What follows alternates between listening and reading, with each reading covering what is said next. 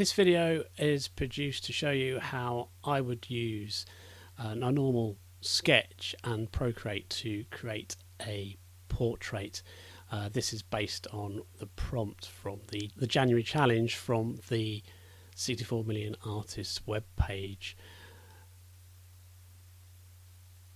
As you can see in this video, I'm creating some guides.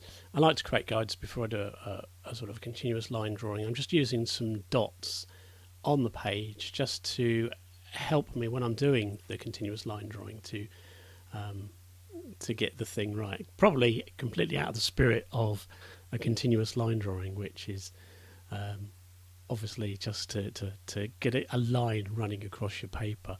But I do like to do this, and I think what you'll find is, even though I've got the guides there, I won't hit the marks that I've created when I start using the pen.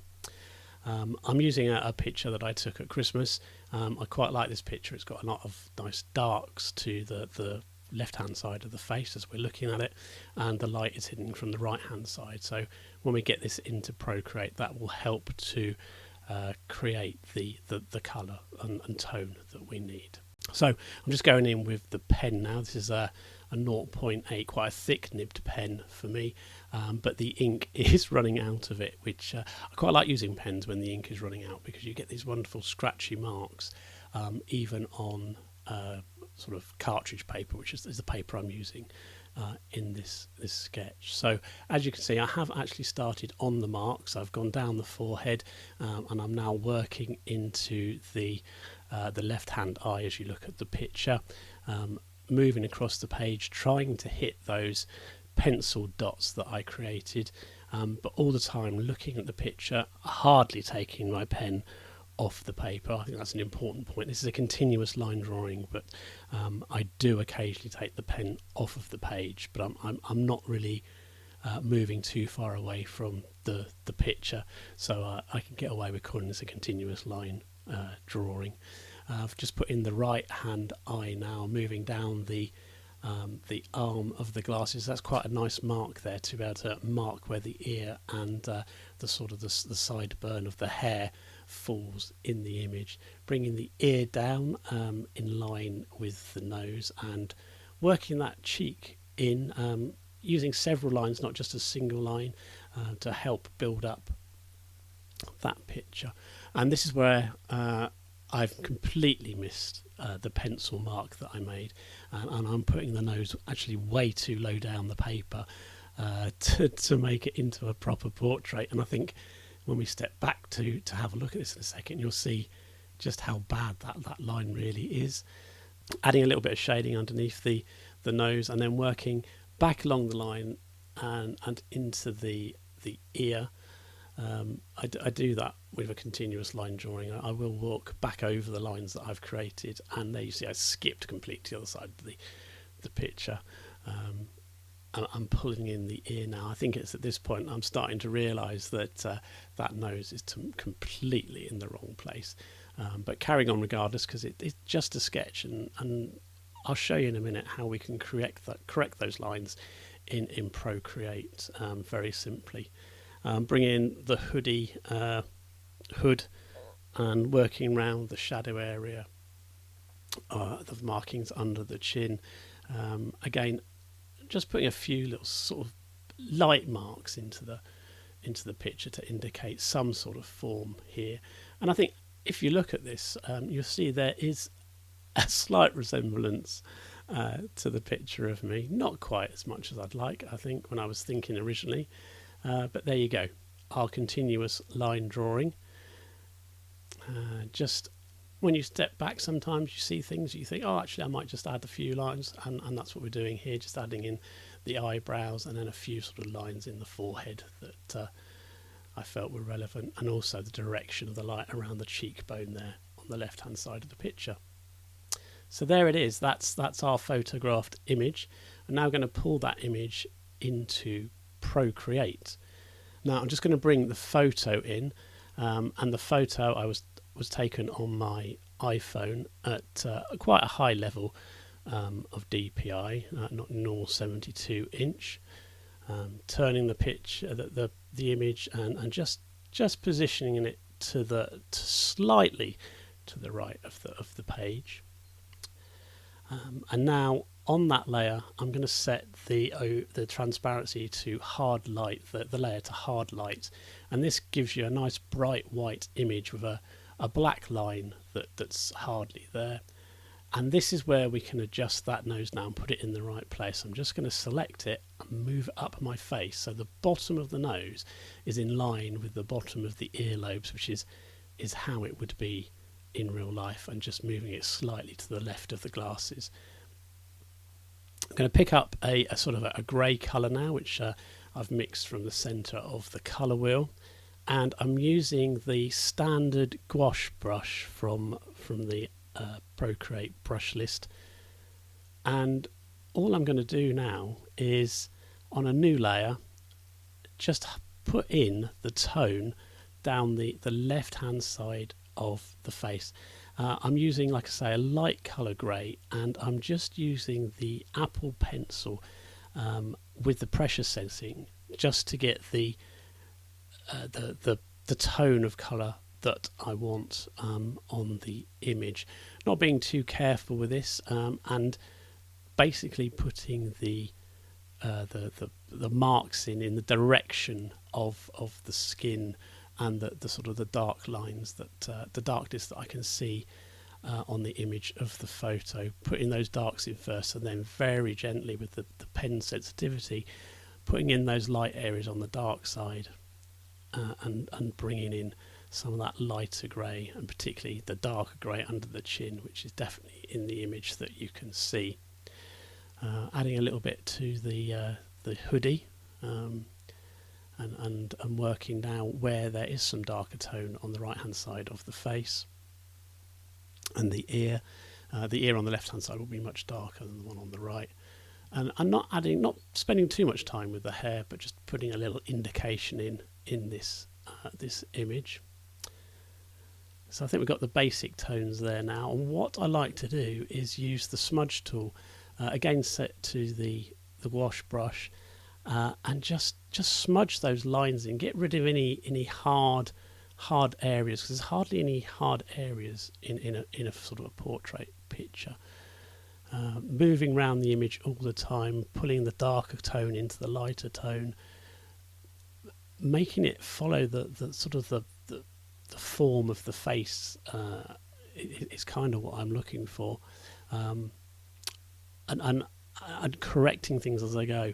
A double left tap with two fingers will take you back a step, so you're constantly adjusting and changing things, stepping back, looking, is it doing what you want? And you can see very definitely I'm picking up some tone now, and getting the left hand side of the picture much darker than the right hand side of the image that we're creating. If you use the Apple pencil on its side, that gives you some sort of lighter marks as well. It's all about experimentation, I found, with Procreate, just doing little bits,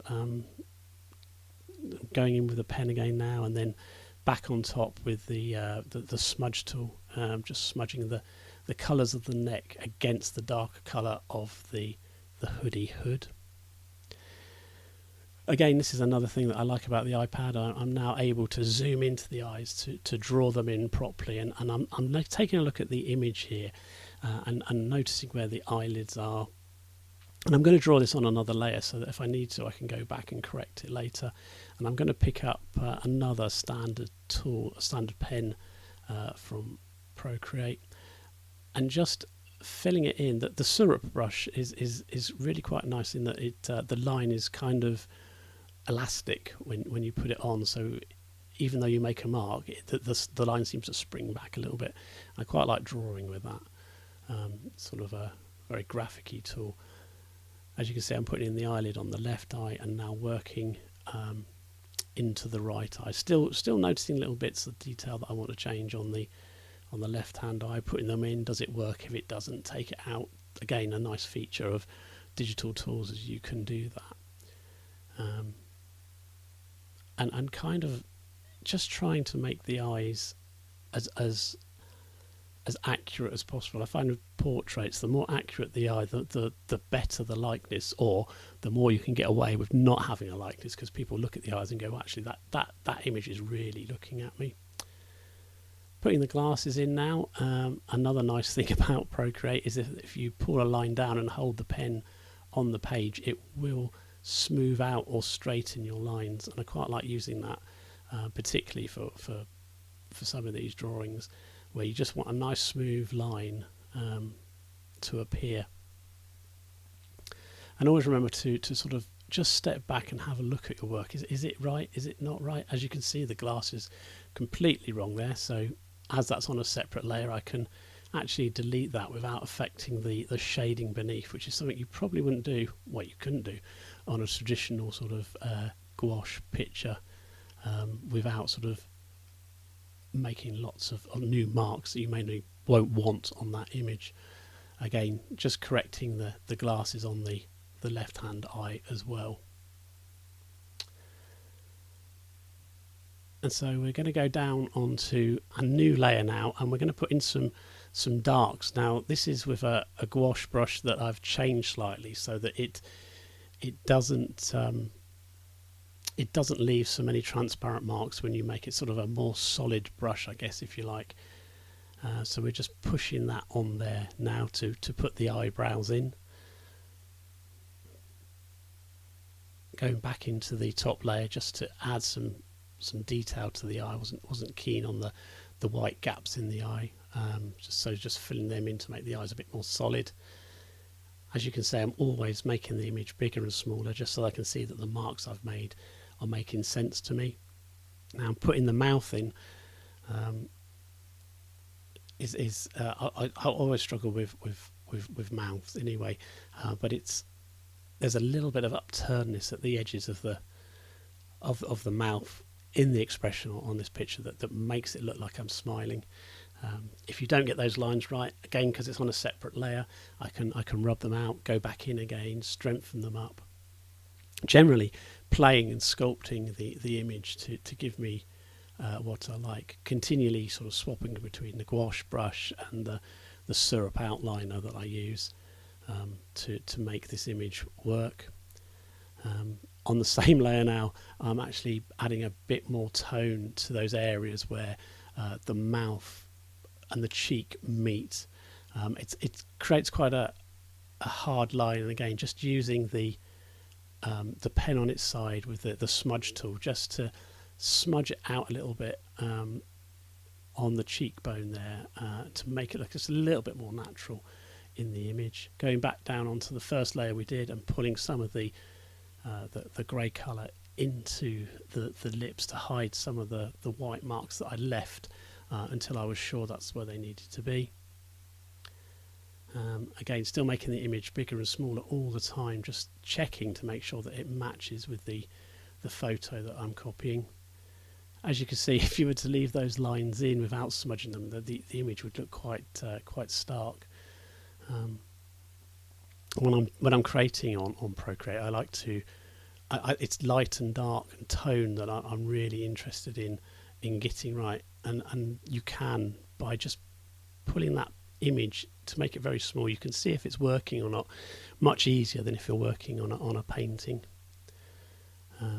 Carrying on, just like I say, darkening underneath the chin of the image, moving the lighter colour into the darker colour into the light. It's kind of, I used to hate using digital tools, but this is actually quite therapeutic, I think. Just sculpting the face, sculpting the details, moving things about. It's very similar, I guess, to charcoal. When you use that and you smudge, you're able to smudge and sort of move your image around as you're creating it, correcting things where you've gone wrong, or things are not in the places where you expect them to be when you stand back. So there we go. This is coming to the end now. I'm just putting on the final sort of lines to indicate the hoodie, seeing if extra lines in the image would work or not. I tend to do this when I'm doing watercolour. I will just put dark marks in and then sort of blend them out into the image, and you can do that very much with the blend tool in Procreate, and big brushes, and the smudge tool, just to move things around a bit. So there we go. I hope you've enjoyed this little look at how I created a portrait using a sort of traditional method, and then importing it into Procreate to create what I hope is quite a successful portrait. Just adding the dark nostrils in, final sort of tone that was missing from the image. And there you have it, my portrait of myself.